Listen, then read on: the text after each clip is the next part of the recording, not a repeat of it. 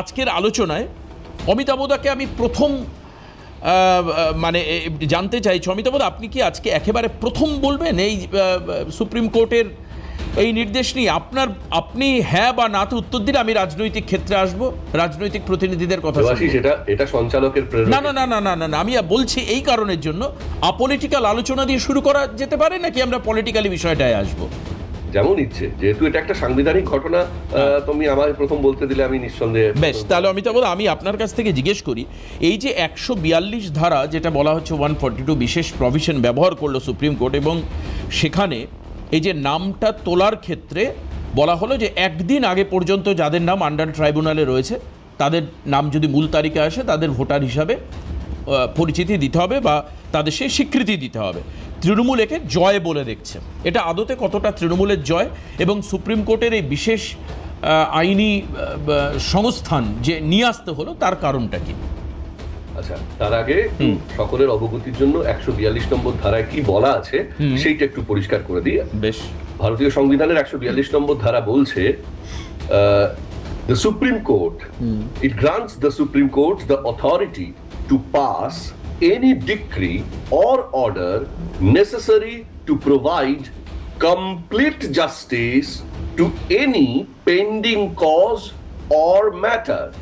The extraordinary inherent power allows the court to act when existing laws are silent or inadequate, ensuring justice transcends procedural technicalities.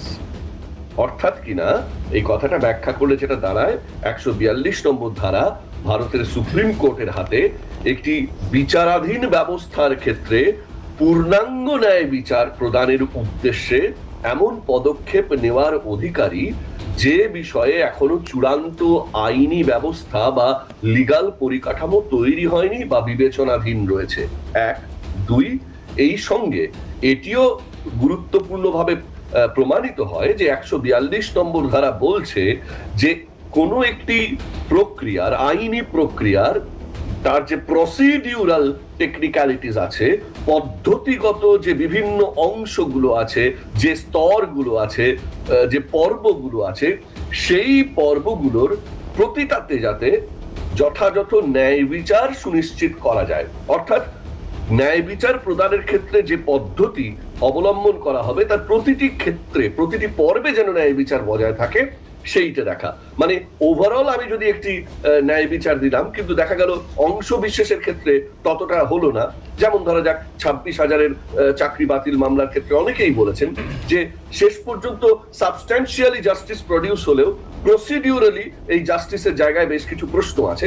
ঠিক একই রকম ভাবে এইখানে supreme court এই প্রথমেই 142 নম্বর ধারাকে যখন ব্যবহার করছে, সে চাইছে এই একটা চলমান প্রক্রিয়ার মধ্যেও সম্পূর্ণ পূর্ণাঙ্গ ন্যায় বিচার দেওয়ার জন্য এমন পদক্ষেপ করতে যে যাদের ব্যাপারে সিদ্ধান্ত হয়ে যাবে, ধরো 5 জনের ব্যাপারে আদালত নিশ্চিত হলো যে এদের ভোটাধিকার ফিরিয়ে দেওয়া যেতে পারে, তাহলে তৎক্ষণাৎ তাদেরকে তাদের ন্যায্য অধিকার দিয়ে দেওয়া হোক। এই ব্যাপারটা এইরকম ভাবে ওয়েট করা হবে না যে আমার কাছে মোট 2700 আবেদনপত্র পড়েছে, সব কটা দেখে নিয়ে তারপরে আমি পূর্ণাঙ্গ একটি রায় দেবো এবং তারা অধিকার ফিরে পাবেন বা ফিরে পাবেন না তখন সেটা ফাইনালি জানা যাবে না, তা নয়। এটিকে পর্বে ভাগ করে নিয়েও কাজটি করবার ক্ষেত্রে সুপ্রিম কোর্ট এই নির্দেশিকা জারি করলো। সুতরাং এটা বিচার বিভাগের পদক্ষেপের বা বিচার বিভাগীয় উইজডম যাকে বলা হয়, মেধা যাকে বলা হয়, তার একটি প্রকাশ। এখানে আমার, আপনার, যারা ভোট প্রথমে ডিলিটেড হয়েছেন তাদের কারোর কোনো মেধার, কোনো চাপের, কোনো প্রভাবের কোনো ভূমিকা নেই। আদালত নিজে এই পদ্ধতি আবিষ্কার করেছে যাতে এ দেশের নাগরিকরা বিপন্ন বোধ না করেন, এমন মনে না করেন যে তাদের ভোটাধিকার চিরকালের জন্য চলে গেল। এবং যে প্রচার সামনে নিয়ে আসা হয়েছে বারবার, ওই ডিটেক্টেড, ডিলিটেড, ডিপোর্টেড, এর ফাঁদে তারা পড়ে গেলেন, এই আতঙ্কে যাতে বসবাস করতে না হয়, তাই ট্রাইব্যুনালের মাধ্যমে যাদেরকে নাগরিক অধিকার, ভোটাধিকার ফিরিয়ে দেওয়া সম্ভব হবে তাদেরকে যত দ্রুত সম্ভব এবং যত কম সময় সম্ভব সেটা সুনিশ্চিত করবার জন্য এই পদক্ষেপ সুপ্রিম কোর্ট জারি করেছে। এটা একটা ঐতিহাসিক ভূমিকা সুপ্রিম কোর্টের। জনকল্যাণকর রাষ্ট্রে বিচার বিভাগের কাছ থেকে এটাই প্রত্যাশিত। এখন একে কেউ যদি তার রাজনৈতিক জয় বলে প্রমাণ করতে চান, তাহলে ধরতে হবে তিনি খড়কুটো আঁকড়ে ধরতে চাইছেন শেষ মুহূর্তে।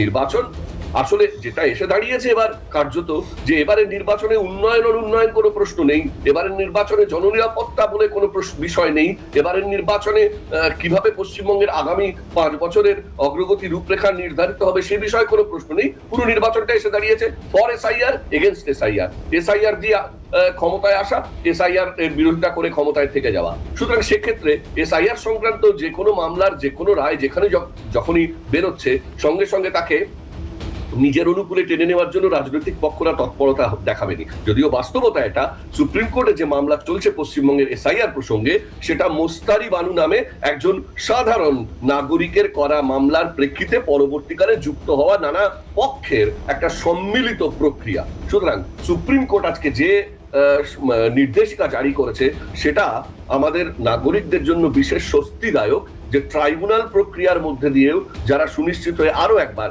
পরীক্ষিত হয়ে ফিরে আসবেন, তাদের নাগরিক অধিকার, তাদের ভোটাধিকার সুরক্ষিত রাখবে, তার গ্যারান্টার থেকে গেল সুপ্রিম কোর্ট নিজে। এইভাবে সুপ্রিম কোর্ট ভারতীয় সংবিধানের স্বাভাবিক ন্যায় বিচার, প্রাকৃতিক ন্যায় বিচার, ন্যাচারাল জাস্টিসের যে আদর্শ, তাকে ঊর্ধ্বে তুলে ধরল। বেশ, আমি শাহিনের কাছে আসি। শাহিন, তৃণমূল কংগ্রেস এই যে বিচার বা সংবিধান প্রক্রিয়া, এই কথায় কোনো অস্বীকার করার জায়গা নেই যে সুপ্রিম কোর্টে যাওয়ার ক্ষেত্রে রাজ্যের শাসক দল তারা একাধিক ভূমিকা নিয়েছেন, একাধিক সময় ভূমিকা নিয়েছেন। ইভেন মমতা বন্দ্যোপাধ্যায় নিজে গিয়ে সওয়াল করেছেন, এ বিষয়ে কোনো সন্দেহ নেই।